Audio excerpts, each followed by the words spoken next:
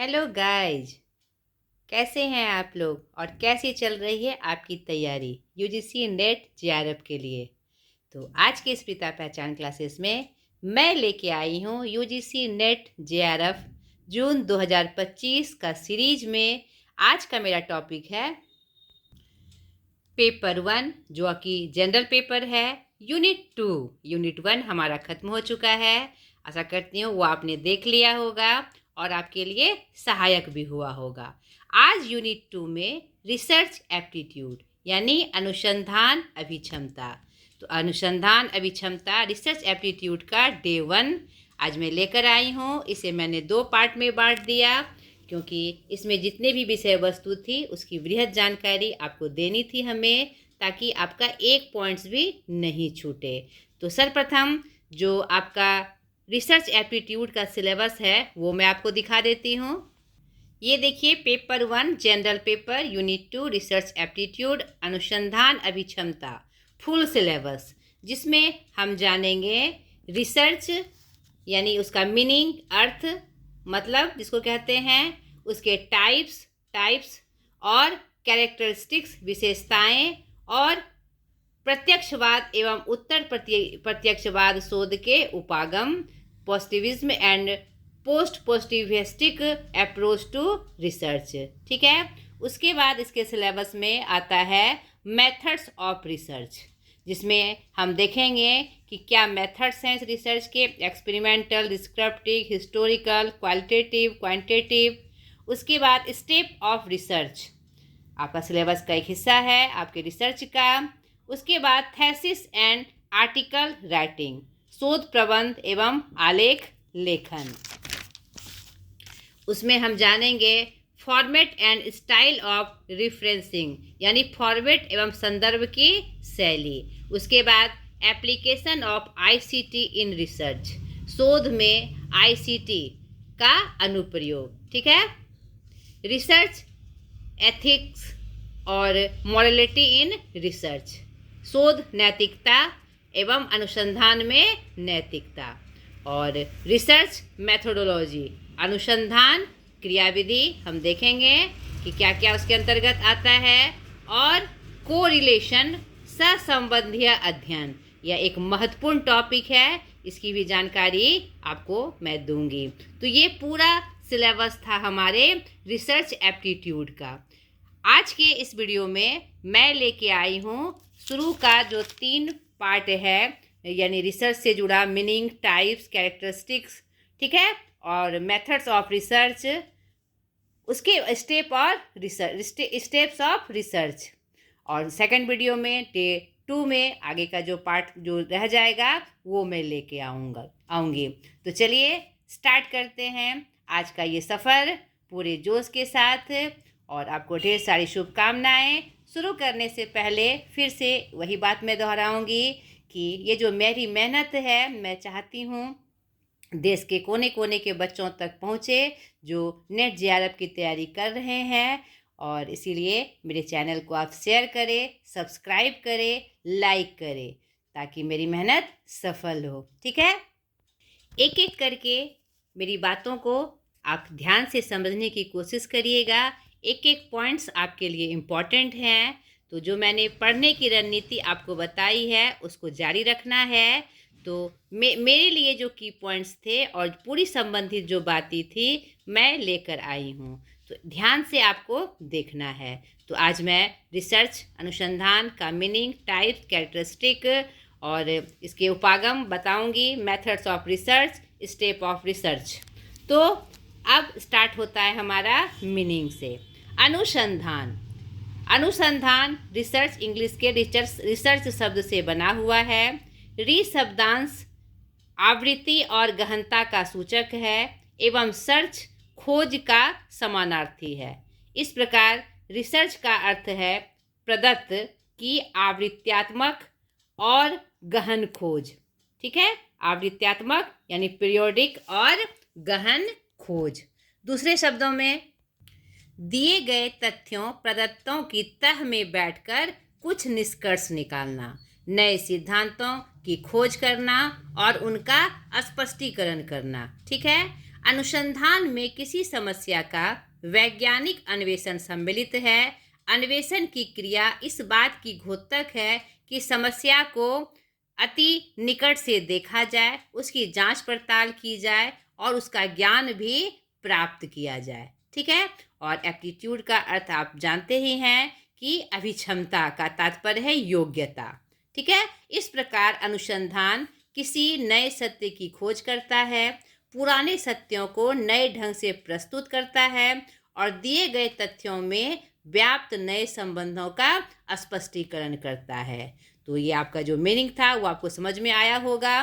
टर्नी तथा रोब के अनुसार अनुसंधान का उद्देश्य मुख्यतः 4 है। किनके अनुसार? टर्नी तथा रोब के अनुसार, जो शिक्षा शास्त्री थे। भूत तथा वर्तमान की घटनाओं की स्थिति ज्ञात करना। दूसरा, चुनी गई घटनाओं की प्रकृति, गठन तथा प्रक्रिया की विशेषताओं को ज्ञात करना। तीसरा, कुछ घटनाओं के विकास का इतिहास में होने वाले परिवर्तन तथा वर्तमान स्थिति को ज्ञात करना। और 4 नंबर है, कुछ घटनाओं अथवा चरों में कार्य कारण संबंध को ज्ञात करना। अनुसंधान की परिभाषा तथा स्वरूप और अनुसंधान की सामान्य प्रकृति या विशेषताएं जो अलग अलग विद्वान ने अलग अलग तरीके से दी है, इनकी परिभाषा, उसके बारे में मैं आपको बता रही हूँ। और ये एकदम इम्पॉर्टेंट है, ये परिभाषाएं आपके एग्ज़ाम में आती है। तो किसने क्या परिभाषा दिया वह आप देखिए और इसको आप याद कर लीजिएगा। देखिए, अनुसंधान की परिभाषा तथा स्वरूप। सामाजिक विज्ञानों के ज्ञान कोश के अनुसार अनुसंधान वस्तुओं, प्रत्ययों तथा संकेतों आदि को कुशलतापूर्वक व्यवस्थित करता है, जिसका उद्देश्य सामान्यीकरण द्वारा विज्ञान का विकास, परिमार्जन अथवा सत्यापन होता है, चाहे वह ज्ञान व्यवहार में सहायक हो अथवा कला में। यह किनके द्वारा है? सामाजिक विज्ञान के ज्ञान कोश के अनुसार। तो आप याद रखिएगा इसको। एल.वी. रेडमैन ने रोमांस ऑफ रिसर्च में परिभाषा देते हुए लिखा है कि अनुसंधान नवीन ज्ञान प्राप्त करने के लिए एक व्यवस्थित प्रयास है। ठीक है, नाम के साथ इस परिभाषा को आपको ध्यान में रखना है। टी.एम. ट्रेवर्स के अनुसार शैक्षिक अनुसंधान वह प्रक्रिया है जो शैक्षिक परिस्थितियों में एक व्यवहार संबंधी विज्ञान के विकास की ओर अग्रसर होती है। ये किसने दिया है? एम ट्रेवर्स ने। डब्ल्यू.एस. मनरो के अनुसार अनुसंधान उन समस्याओं के अध्ययन की एक विधि है जिसका अपूर्ण समाधान तथ्यों के आधार पर ढूंढना है।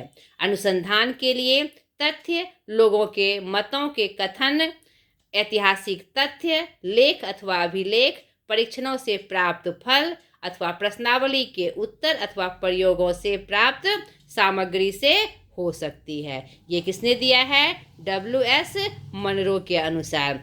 आगे देखिए, शिक्षण सी.डी. क्राफोर्ड के अनुसार अनुसंधान किसी समस्या के अच्छे समाधान के लिए क्रमबद्ध तथा विशुद्ध चिंतन एवं विशिष्ट उपकरणों के प्रयोग की एक विधि है। किनके अनुसार? सी.सी. क्राफोर्ड के अनुसार। Doctor M. वर्मा के अनुसार अनुसंधान एक बौद्धिक प्रक्रिया है जो नए ज्ञान को प्रकाश में लाती है अथवा पुरानी त्रुटियों एवं भ्रांत धारणाओं का परिमार्जन करती है। ठीक है, तथा व्यवस्थित रूप में वर्तमान ज्ञान कोश में वृद्धि करती है। अनुसंधान की प्रकृति के संबंध में जो बातें जो बड़े बड़े विद्वानों और शिक्षार्थियों ने दी वो हमने आपको बताया। अब अनुसंधान की समान प्रकृति या विशेषताएं जो हैं वो हम देख लें, क्योंकि यह हमारे लिए बहुत इम्पोर्टेंट है। तो आपके जो प्रश्न आते हैं कि क्या विशेषताएं हैं, आपको टॉपिक दे दिया जाएगा, पंक्ति दे दी जाएगी और पूछेगा कि यह क्या है। नहीं, तो आपको एक एक पॉइंट को ध्यान से देखना है। अनुसंधान एक उद्देश्यपूर्ण सुव्यवस्थित बौद्धिक प्रक्रिया है। इसके द्वारा किसी सैद्धांतिक अथवा व्यवहारिक समस्या के समाधान का प्रयास किया जाता है। अनुसंधान के द्वारा या तो किसी नए तथ्य, सिद्धांत, विधि या वस्तु की खोज की जाती है अथवा प्राचीन तथ्य, सिद्धांत, विधि या वस्तु में परिवर्तन किया जाता है। तीसरा है अनुसंधान एक तर्कपूर्ण तथा वस्तुनिष्ठ प्रक्रिया है। इसके द्वारा प्राप्त निष्कर्ष वास्तविक आंकड़ों पर आधारित एवं तर्कपूर्ण होते हैं तथा व्यक्तिगत पक्षपात से मुक्त होते हैं। अनुसंधान चिंतन की एक सुव्यवस्थित एवं परिष्कृत विधि है जिसके अंतर्गत किसी समस्या के समाधान के लिए विशिष्ट उपकरणों एवं प्रक्रियाओं का प्रयोग होता है। अनुसंधान की प्रक्रिया में प्राथमिक अथवा माध्यमिक स्रोत से प्राप्त आंकड़ों में नए ज्ञान को प्राप्त किया जाता है। इसके अंतर्गत जटिल घटनाक्रम को समझने के लिए विश्लेषण विधि का प्रयोग किया जाता है। इस विश्लेषण के लिए परिकल्पनाओं का निर्माण एवं परीक्षण किया जाता है। जहाँ तक संभव हो अनुसंधान की प्रक्रिया में आंकड़ों के विश्लेषण में परिमाणात्मक विधि का प्रयोग किया जाता है। इसका तात्पर्य यह है कि जहाँ तक संभव हो आंकड़ों के विश्लेषण में सांख्यिकीय विधियों का प्रयोग किया जाता है।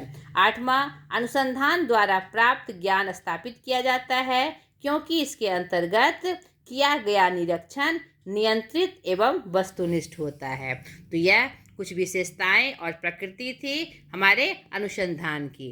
अब सबसे महत्वपूर्ण पाठ टाइप्स ऑफ रिसर्च, अनुसंधान के प्रकार। इसे एकदम आपको ध्यान से देखना है और सबसे ज़्यादा प्रश्न रिसर्च में इसी से बनते हैं। किसी भी समस्या के समाधान अथवा किसी प्रकार के प्रश्न का उत्तर जानने के दो मुख्य कारण होते हैं, एक बौद्धिक, ठीक है, इंटेलेक्चुअल, और एक व्यवहारिक, प्रैक्टिकल। नहीं, किसी भी समस्या को हम दो रूप में जानते हैं। बौद्धिक कारण का संबंध मनुष्य की जिज्ञासा की प्रवृत्ति तथा ज्ञानार्जन से प्राप्त संतुष्टि की भावना से है। नहीं, हम ज्ञान अर्जन करते हैं और उसमें संतुष्टि पाते हैं। अब व्यवहारिक कारण का संबंध मनुष्य की उस इच्छा से है जिसके द्वारा वह ज्ञान प्राप्त कर सके, अन्य कार्यों को अधिक कुशलतापूर्वक कर सके। तो निष्कर्ष या वर्गीकरण के आधार पर अब अलग अलग वर्गीकरण किया गया है टाइप्स ऑफ रिसर्च में। तो अलग अलग तरीके से हम रिसर्च का टाइप्स देखेंगे। तो पहला है निष्कर्ष या वर्गीकरण के आधार पर, on the basis of outcome और क्लासिफिकेशन, बेसिक और फंडामेंटल रिसर्च, ठीक है, इसको मूलभूत या आधारभूत अनुसंधान कहा जाता है। इसमें हम क्या करते हैं, थ्योरी नॉलेज गेन करते हैं, यानी जो बातें दी गई है पहले से प्रमाणित है उसे हम थ्योरी के रूप में पढ़ते हैं और अपने ज्ञान का मतलब ज्ञान को बढ़ाते हैं। अर्थात ऐसे अनुसंधान जिसके निष्कर्षों द्वारा किन्हीं विशेष वैज्ञानिक नियमों का प्रतिपादन हो। एंड्रियास के अनुसार मूलभूत अनुसंधान का मुख्य उद्देश्य नई प्ररचनाओं का निर्माण करना है। इसमें अनुसंधानकर्ता प्राकृतिक घटनाओं को अपने अध्ययन के निष्कर्षों से संबंधित करता है। इस प्रकार के अनुसंधान का मुख्य कारण तथ्यों का एकत्रीकरण है। मूलभूत अनुसंधान हमारे ज्ञान में वृद्धि करता है। तो निष्कर्ष या वर्गीकरण के आधार पर जो दूसरा भेद है आपका अप्लाइड रिसर्च, प्रायोगिक अनुसंधान। यह क्या है ये हम जान लें। अर्थात फंडामेंटल के थ्योरी को यूज़ कर अप्लाई करना, यानी फंडामेंटल रिसर्च में जो हम ज्ञान अर्जन करते हैं उसको जब हम अप्लाई कर देते हैं तो वह हमारा अप्लाइड रिसर्च कहलाता है। इसमें अनुसंधानकर्ता मूलभूत अनुसंधान से एकत्र ज्ञान एवं तथ्य को अप्लाई कर नए तथ्य को प्रस्तुत करता है। तीसरा इसका पार्ट है एक्शन रिसर्च, क्रियात्मक या व्यवहारिक अनुसंधान। निष्कर्ष में समस्या का समाधान करता है। इसको प्रैक्टिकली लर्नर के द्वारा किया जाता है। ये जो एक्शन रिसर्च होता है वह लर्नर के द्वारा ही किया जाता है और यह व्यवहारिक होता है, यानी यह नया नया स्वरूप है, यानी सामने आने वाले समस्याओं का तुरंत से समाधान कर देना, यह एक्शन रिसर्च कहलाता है। इस वर्ग में वे अनुसंधान आते हैं जिसके द्वारा किसी समस्या का विशेष समाधान आवश्यक हो। इसमें विज्ञान के कुछ विशेष नियमों का किसी विशेष मामले पर प्रभाव जाना जाता है। एंड्रियास के अनुसार तथ्यों द्वारा यदि अनुसंधानकर्ता किसी क्रियात्मक समस्या का समाधान करे तो वह अनुसंधान व्यवहारिक अनुसंधान की श्रेणी में आता है, यानी कि तुरंत उसके समस्या के लिए एक्शन लेना। ठीक है। अब दूसरा वर्गीकरण है उद्देश्यों के आधार पर रिसर्च के भाग। ठीक है, या प्रकार, on the basis of objectives. पहला, खोजपूर्ण अनुसंधान, एक्सप्लोरेटरी रिसर्च। यह क्या है? अन्वेषण यानी एक्सप्लोर, जैसा कि नाम से ही विदित हो रहा है, इसमें न्यू चीज खोजना होता है जो पहले नहीं हुआ या कमतर हुआ। तो इसका जो मेन पॉइंट्स है वो मैं आपको बताते चली जाऊंगी। दूसरा है वर्णनात्मक अनुसंधान या विवरणात्मक अनुसंधान, डिस्क्रिप्टिव रिसर्च। ये भी किसके आधार पे है? उद्देश्य के आधार पर। इसमें क्या होता है? डिस्क्राइबिंग द एक्सप्लोर्ड इवेंट, यानी खोजी गई घटना जो हम पहले खोजते हैं खोजपूर्ण अनुसंधान में, उस खोजी गई घटना की व्याख्या करता है। यह हाउ, व्हाट, व्हेन बताता है, यानी पूरा विवरण देता है यह कैसे हुआ। जो हमने खोजा, जो रिसर्च हमने किया, खोज करके निकाला, वह कैसे हुआ, उसका पूरा विवरण वर्णनात्मक अनुसंधान के माध्यम से हमें प्राप्त होता है। तीसरा है कोरिलेशन रिसर्च, यानी सहसंबंधी अनुसंधान। यह वीवीआई है आपका पार्ट, क्योंकि इससे बहुत सारे प्रश्न बनते हैं।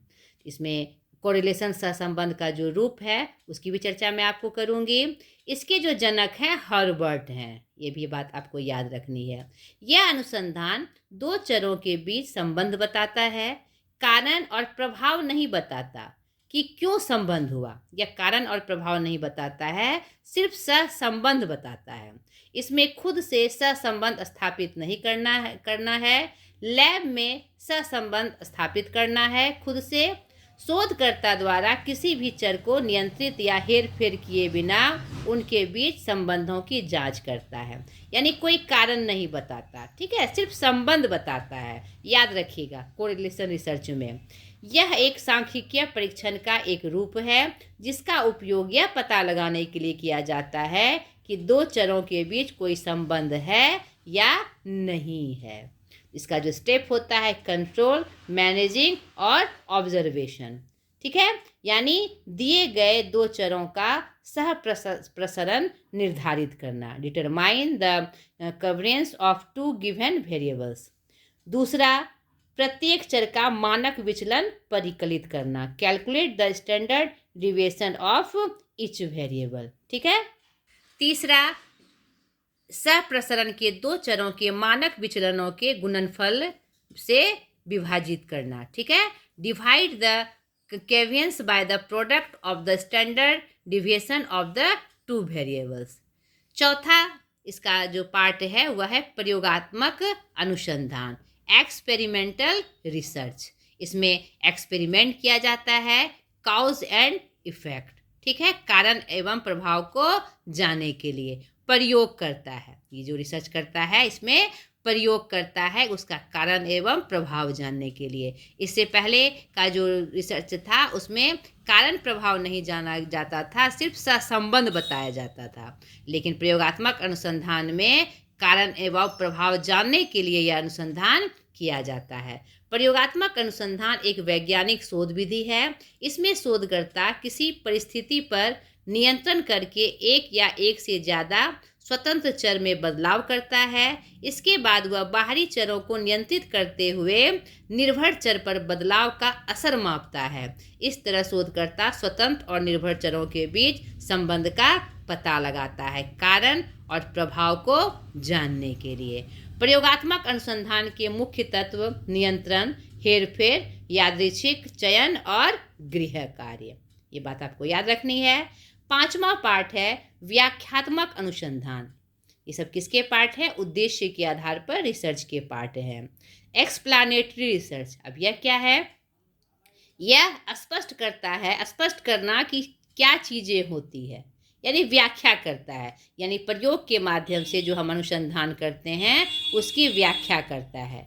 क्यों के अर्थ में वर्णन करना कि क्यों हुआ एवं सहसंबंध बनाना। Why thing happen, why it's done, नहीं कॉज एंड इफेक्ट, चीज़ें क्यों घटित हो रही है, यानी क्यों के अर्थ में यह व्याख्या करता है। कारण और प्रभाव की व्याख्या करना। व्याख्यात्मक अनुसंधान का इस्तेमाल अक्सर शोध प्रक्रिया के पहले चरणों में से एक होता है। यह भविष्य के शोध के लिए एक शुरुआती बिंदु के रूप में काम करता है।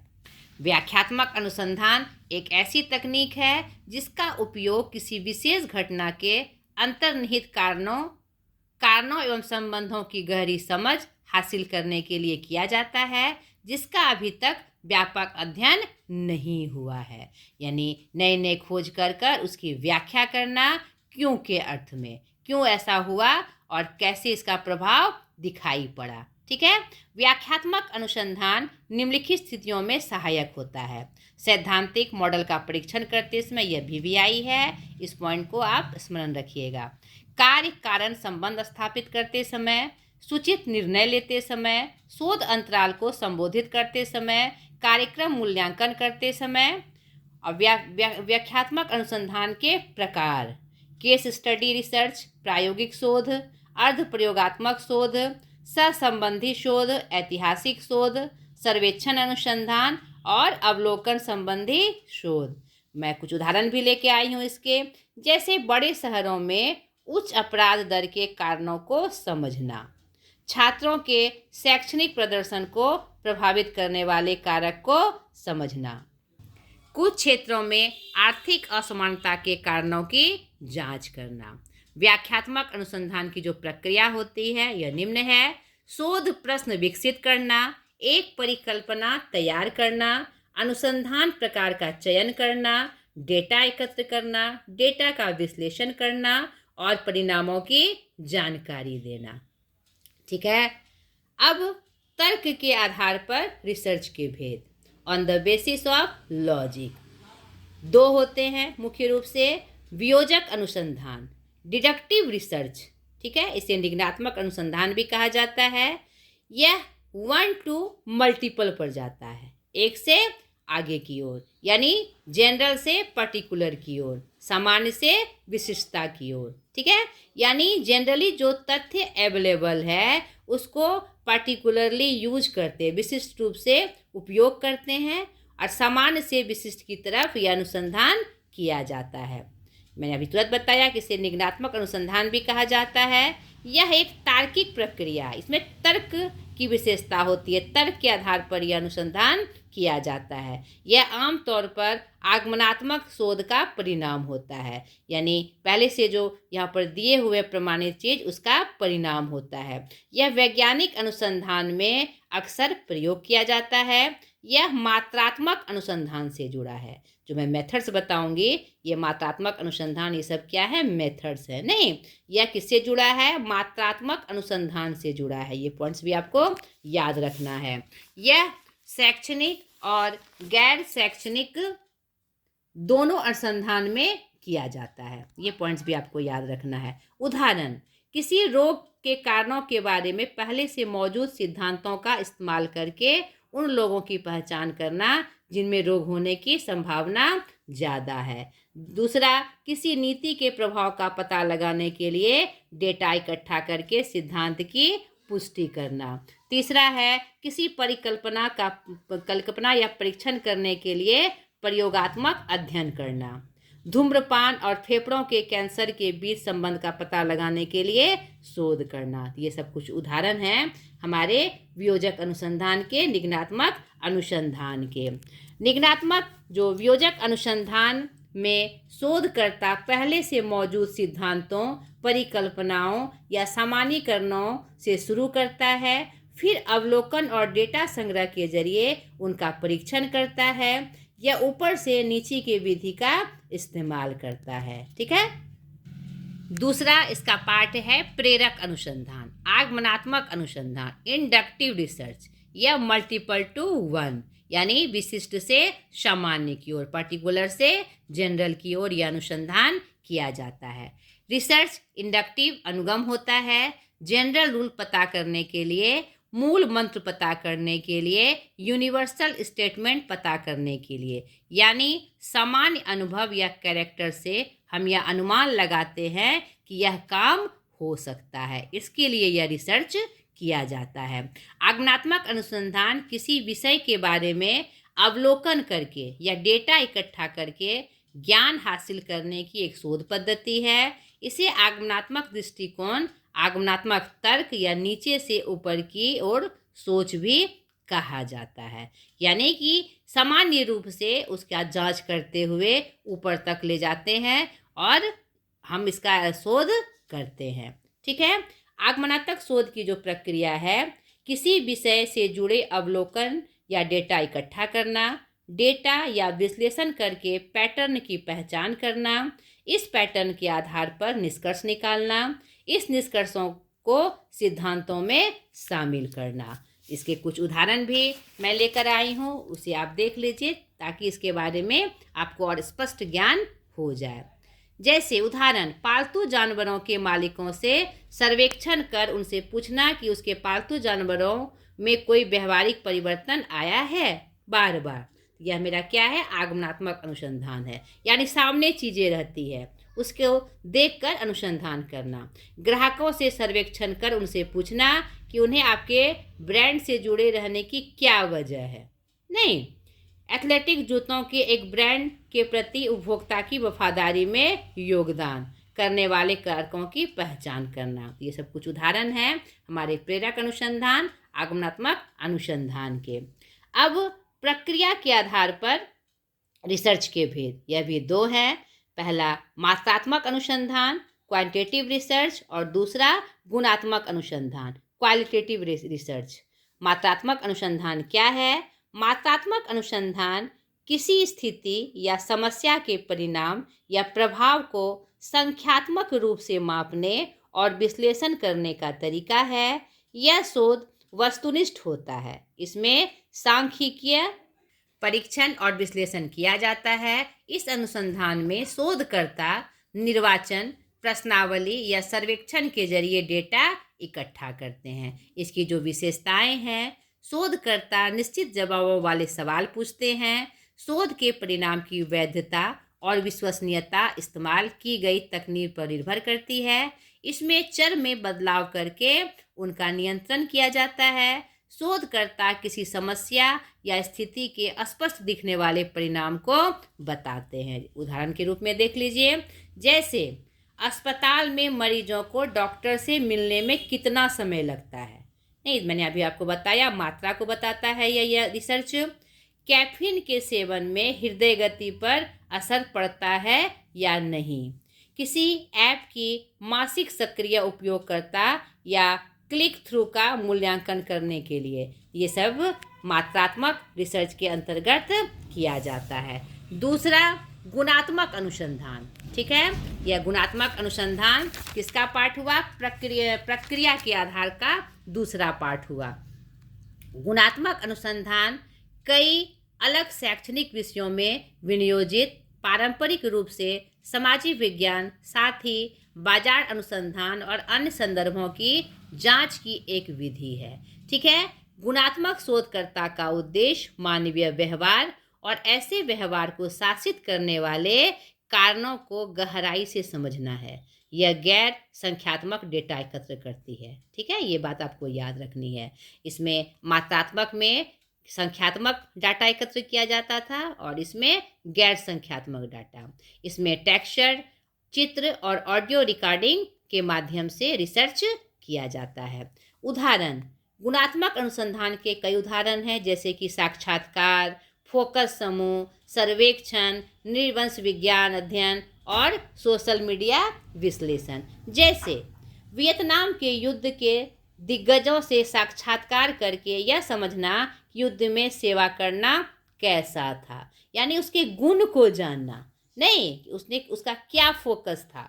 90 की दशक में जो झूठी साबित हुई खबरों की घटनाओं की जांच करना, ताकि उसका जो गुण का प्रभाव है पता चल सके।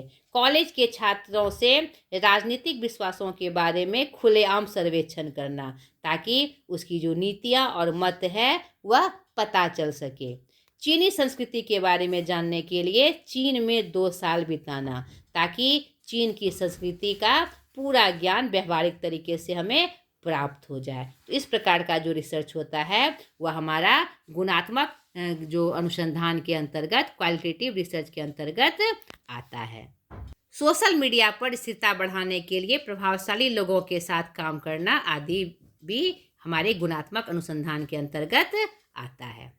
अब जो नेक्स्ट पॉइंट था हमारा, प्रत्यक्षवाद एवं उत्तर प्रत्यक्षवाद शोध के उपागम। ठीक है, positivism and post positivistic approach to research.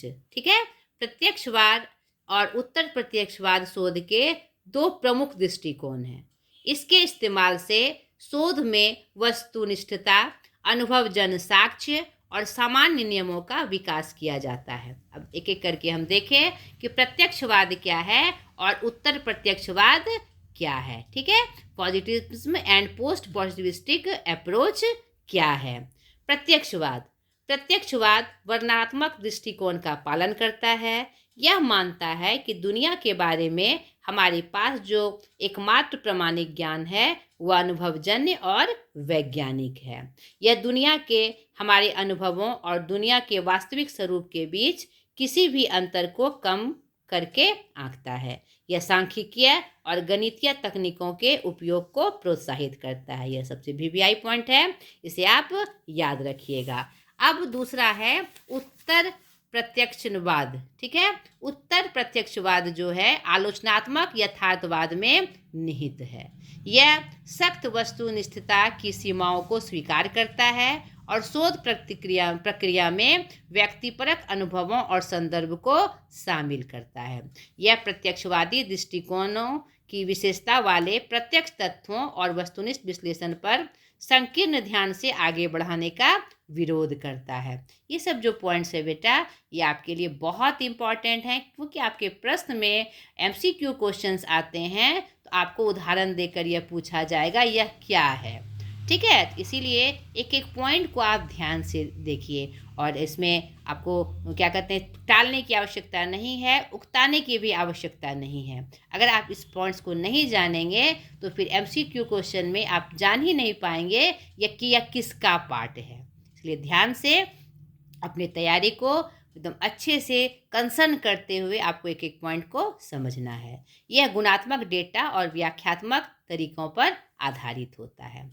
और कुछ अदर टाइप्स ऑफ रिसर्च है जिसके बारे में मैं आपको बता दूं, क्योंकि अगर ये आपके पास सामने आएगा प्रश्न के रूप में तो कहीं आप कंफ्यूज ना कर जाएं। पहला है पूछताछ के आधार पर। 2 होते हैं, संरक्षित स्ट्रक्चरल रिसर्च अनुसंधान और असंरक्षित अनस्ट्रक्चरल रिसर्च। यह जो रिसर्च होता है वह स्ट्रक्चर बनाकर किसी भी विषय वस्तु का अनुसंधान किया जाता है, रिसर्च किया जाता है। और कुछ ऐसी विषय वस्तु होती है जिसका स्ट्रक्चर बनाना संभव नहीं है तो वह असंरक्षित अनुसंधान के अंतर्गत आता है। ठीक है, विचार या संकल्पना के आधार पर। 2, वैचारिक अनुसंधान कंसेप्चुअल रिसर्च। इसमें कॉन्सेप्ट पर काम करना यानी थ्योरी पर काम करना जो पहले से प्रमाणिक है। यह फंडामेंटल रिसर्च की तरह काम करता है। ठीक है, दूसरा प्रयोग सिद्ध अनुसंधान इम्पीरिशियल रिसर्च एक्सपेरिमेंट एवं प्रैक्टिकल करता है किसी भी कारण एवं परिणाम को साबित करने के लिए। ठीक है, यह अप्लाइड रिसर्च की तरह काम करता है, यानी फंडामेंटल से जो ज्ञान हमें प्राप्त हुआ रिसर्च के माध्यम से उसको अप्लाई करना प्रयोग सिद्ध अनुसंधान के अंतर्गत आता है। ठीक है, ये फंडामेंटल और ये अप्लाइड की तरह ही काम करता है, लेकिन ये अलग अलग नामों से अलग अलग जो भी परिस्थितियां होती है उसमें यह रिसर्च किया जाता है। ठीक है, अब अनुसंधान की वैज्ञानिक पद्धति की विशेषताएं, यह भी बहुत इंपॉर्टेंट पॉइंट्स है। अनुभववाद वस्तुनिष्ठता, व्यवस्थित, सुरक्षा संबंधी और भावी सूचक, ये अनुसंधान की वैज्ञानिक पद्धति की विशेषताएं हैं। आपको पॉइंट्स दे दिए जाएंगे और पूछा जाएगा कि इसमें कौन कौन सी वैज्ञानिक पद्धति की विशेषताएं हैं। ये 5 पॉइंट्स आपको याद रखना है, स्मरण रखना है। अब नेक्स्ट इसका एक important part, step of research, शोध के चरण। ठीक है, तो अनुसंधान के 6 प्रमुख सोपान या चरण हैं। ठीक है, पहला, अनुसंधान की विषय वस्तु का चयन। जो हम जब कोई अनुसंधान करते हैं तो सबसे पहले विषय वस्तु का चयन करते हैं। उसके बाद अनुसंधान की विषय वस्तु से संबंध परिकल्पना के प्रस्तुतिकरण का निर्धारण, कि उसे कैसे प्रस्तुत किया जाएगा, प्रेजेंट किया जाएगा। तीसरा, शोध प्रबंध प्रारूप, यानी एक प्रारूप तैयार करना, साइनोप्सिस तैयार करना और उसकी रूपरेखा बनाना। नहीं, शोध प्रबंध प्रारूप की रूपरेखा तैयार करना कि किस तरह से इस शोध को मतलब कि परिणाम के तक पहुंचाया जा सके, क्योंकि यह बहुत जरूरी है। बिना प्रारूप तैयार किए किसी भी काम पर हम सही रूप से खरे नहीं उतर सकते हैं। चौथा है, शोध प्रबंध प्रारूप के अनुसार सूचना संकलन करना, यानी जब जो हमने प्रारूप बनाया उसके लिए हमें किस किस सूचना की आवश्यकता है, किस किस डाटा की आवश्यकता है, उसका संकलन करना, कलेक्शन करना। पांचवा है प्राप्त सूचनाओं का विश्लेषण। उसके बाद जो हमने सूचना प्राप्त कर ली उसका हम एनालिसिस करते हैं कि यह जो हमारे शोध के लिए आवश्यक वस्तुएं थी, विषय वस्तु थी, वह हम उसके लिए सटीक है या नहीं। उसके बाद छठा, डाटा एनालिसिस से प्राप्त निष्कर्षों का प्रतिपादन। उसके बाद एनालिसिस करने के बाद जो निष्कर्ष हमें प्राप्त होते हैं उसका प्रतिपादन हम करते हैं। तो यह अनुसंधान के 6 प्रमुख स्टेप चरण थे। ठीक है, अब इस डे 1 के का जो लास्ट टॉपिक है, मेथड्स ऑफ रिसर्च, इसे बेटा ध्यान से समझिए। अनुसंधान की विधियाँ, तो हमने टाइप्स जो देखा वह भी मेनली यही थ्योरी पे काम करता है। नहीं, मेथड और टाइप्स एक हुए, लेकिन जो जिस विधि के तहत हम कोई रिसर्च करते हैं इसमें इसकी चर्चा अलग से की जाती है। तो प्रत्येक अनुसंधान एक विशेष प्रकृति की समस्या का वैज्ञानिक समाधान प्रस्तुत करता है। विभिन्न प्रकार की समस्याओं की प्रकृति के ऊपर निर्भर है कि अनुसंधान कैसा होगा अथवा उसकी विधि क्या होगी। अनुसंधान की विधियों का वर्गीकरण विद्वानों ने अनेक प्रकार से किया है। सामान्य रूप से अधिकांश विद्वान निम्नलिखित वर्गीकरण को मानते हैं। पहला, ऐतिहासिक अनुसंधान, हिस्टोरिकल रिसर्च। इसका संबंध भूतकाल से है तथा भविष्य को समझाने के लिए भूत का विश्लेषण किया जाता है। दूसरा है वर्णनात्मक, डिस्क्रिप्टिव अथवा सर्वेक्षण अनुसंधान, सर्वे टाइप रिसर्च। इसका संबंध वर्तमान से होता है तथा इसके अंतर्गत अनुसंधान के विषय का स्तर निर्धारित करने का प्रयास किया जाता है। इसके अंतर्गत तीसरा है प्रयोगात्मक अनुसंधान, एक्सपेरिमेंटल रिसर्च, जो हमने पहले भी देखा आपके टाइप्स के रूप में। इसका उद्देश्य वैज्ञानिक रूप में दो या दो से अधिक तत्वों के संबंध की व्याख्या करना होता है। चौथा जो नया एक रूप है, क्रियात्मक अनुसंधान। क्रियात्मक अनुसंधान का विचार अभी नया है। इस नवीन अनुसंधान का उद्देश्य व्यवहारिक क्षेत्रों जैसे, ध्यान से समझिए इसको, शिक्षा, समाज सुधार, व्यवसाय अथवा औद्योगिक क्षेत्र के कार्यकर्ताओं द्वारा स्वयं अपनी समस्याओं का अध्ययन एवं वैज्ञानिक विधि से उसका समाधान करना। इस क्रिया के द्वारा प्राप्त निष्कर्षों के आधार पर वे वर्तमान क्रिया में सुधार करते हैं तथा भावी योजना बनाते हैं। ये VVI के रूप में मैंने ये पॉइंट्स दिया है। इस क्रिया को प्रकाश में लाने और एक आंदोलन का रूप देने का श्रेय टीचर्स कॉलेज कोलंबिया विश्वविद्यालय के हॉरे समन लिंकन तथा इंस्टीट्यूट ऑफ स्कूल इम्प्लीमेंटेशन के प्रोफेसर स्टीफन M कोरे को जाता है। कोरे के अनुसार क्रियात्मक अनुसंधान वह प्रक्रिया है जिसके द्वारा व्यवहारिक कार्यकर्ता वैज्ञानिक विधि से अपनी समस्याओं का अध्ययन, अपने निर्णय और कार्यों में निर्देशन, सुधार एवं मूल्यांकन करते हैं। पांचवी विधि है अंतर्वस्तु विश्लेषण, कंटेंट एनालिसिस। इस क्रिया के द्वारा सामग्री के जटिल एवं स्पष्ट स्वरूप की सुविधाजनक एवं बोधगम्य बनाते हैं। यह एक ऐसी विधि है जिसके द्वारा सामूहिक संचार साधनों, टेलीविज़न, रेडियो, समाचार पत्र, व्याख्यान, प्रतिवेदन आदि की जो अंतर्वस्तु है उसका विश्लेषण सुचारू रूप से किया जाता है। ठीक है, यह अब इसका प्रयोग निम्न क्षेत्रों में भी प्रचुरता से होता है। पहले इसका जो विश्लेषण था, जो संचार के माध्यम थे, सामूहिक संचार साधन, उसमें होता था, लेकिन अब इसका प्रयोग इन चीज़ों में भी होता है। व्यक्तिगत अभिलेखों का विश्लेषण करने में और संरक्षित साक्षात्कार विश्लेषण करने में, प्रक्षेपी परीक्षणों के उत्तरों का विश्लेषण करने में और रोगियों के निदानात्मक अभिलेखों का विश्लेषण करने में। डायग्नोस्टिक नहीं, और प्रक्षेपी परीक्षण जो एवोल्यूशन में हमने आपको बताया था, टीचिंग एप्टीट्यूड में, आपको याद होगा। बेरिलसन के अनुसार अंतर्वस्तु विश्लेषण अनुसंधान की एक ऐसी विधि है जिसके अंतर्गत प्रत्यक्ष संचार की अंतर्वस्तु का वर्णन वस्तुनिष्ठ, नियोजित एवं संख्यात्मक रूप में करते हैं। नेक्स्ट जो इसकी विधि है, मेथड्स है, वह है सूचना संचरण सिद्धांत। ठीक है, इंफॉर्मेशन कम्युनिकेशन थ्योरी। इसमें क्या होता है जान लें हम।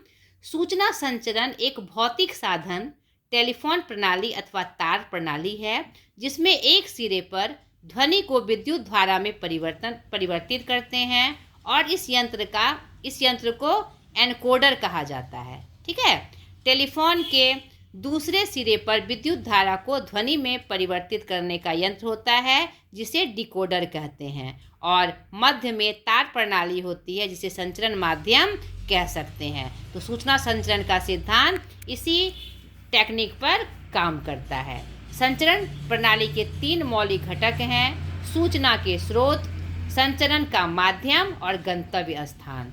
इसके बिना यह संभव नहीं हो सकता है। 7वां इसका जो मेथड है रिसर्च का, वह है प्रयोगात्मक प्रकार या विकासात्मक प्रकार्य, experimental project and developmental project. ये क्या है ये जान लें। ऐसा अनुसंधान जो कार्य क्षेत्र की समस्या के समाधान में सहायक हो, उसे व्यवहारिक अनुसंधान कहते हैं। इस थीम को समझने के लिए, एक्सपेरिमेंटल प्रोजेक्ट एवं डेवलपमेंटल प्रोजेक्ट को समझने के लिए हमें पहले एक्शन रिसर्च को समझना होगा। नहीं, इसी के लिए यह अनुसंधान किया जाता है। तो जैसे प्रत्येक विद्यालय में प्रत्येक शिक्षक अपने शिक्षण के संबंध में अपने समस्याओं का सामना करता है, इन समस्याओं के समाधान के लिए व्यवहारिक अनुसंधान का सहारा लेता है जो वह खुद करता है। यानी ये जो समस्या आई तो कैसे व्यवहारिक रूप से हम उसका समाधान करें। तो इस प्रकार व्यवहारिक क्षेत्र में प्रयोग में लाए जाने वाले अनुसंधान कार्य की प्रक्रिया निम्नलिखित 3 प्रकार की होती है। पहला क्रियात्मक अनुसंधान एक्शन रिसर्च, प्रयोगात्मक प्रकार्य एक्सपेरिमेंटल प्रोजेक्ट और विकासात्मक कार्य डेवलपमेंटल प्रोजेक्ट। अब इसे समझ गए होंगे। तो यानी कि जो व्यवहारिक रूप से समस्याओं का जो निदान करता है, जो नई प्रणाली के रूप में हमारे सामने एक्शन रिसर्च के रूप में आया है, तो उसके अंतर्गत क्रियात्मक अनुसंधान के साथ साथ प्रयोगात्मक जो प्रक्रिया है यानी एक्सपेरिमेंटल प्रोजेक्ट और डेवलपमेंट प्रोजेक्ट का सहारा लिया जाता है। यद्यपि इन तीनों का मूल उद्देश्य व्यवहारिक क्षेत्र की समस्याओं का समाधान है, किंतु इनकी कार्य प्रणाली में अंतर है। ये प्रश्न भी बहुत बार आया है कि तीनों की कार्य प्रणाली क्या एक होती है?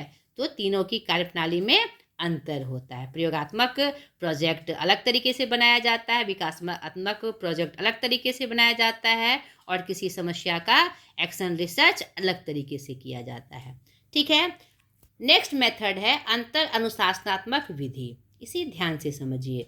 अनुशासन, अनुशासन शब्द सुनने से हमें क्या लगता है? जैसे कि कोई प्रकार का क्या है, नियम पालन करना, नहीं, यानी नियम बताना, अच्छे से रहना, ठीक है, ठीक ठाक से रहना, नहीं। तो यहाँ पर मैं आपको क्लियर कर दूं कि रिसर्च में इसका मतलब अलग होता है। इंटरडिसिप्लिनरी अप्रोच क्या है जान लें हम। अनुशासन शब्द का तात्पर्य यहाँ पर विनय, व्यवस्था, नियंत्रण अथवा नियमित जीवन से नहीं है, अपितु यह एक अमेरिकन शब्दावली है जिसका प्रयोग, ये पॉइंट भी आपको याद रखना है, जिसका प्रयोग विषय के लिए किया जाता है। यानी अनुशासन का तात्पर्य यहाँ विषय से होता है।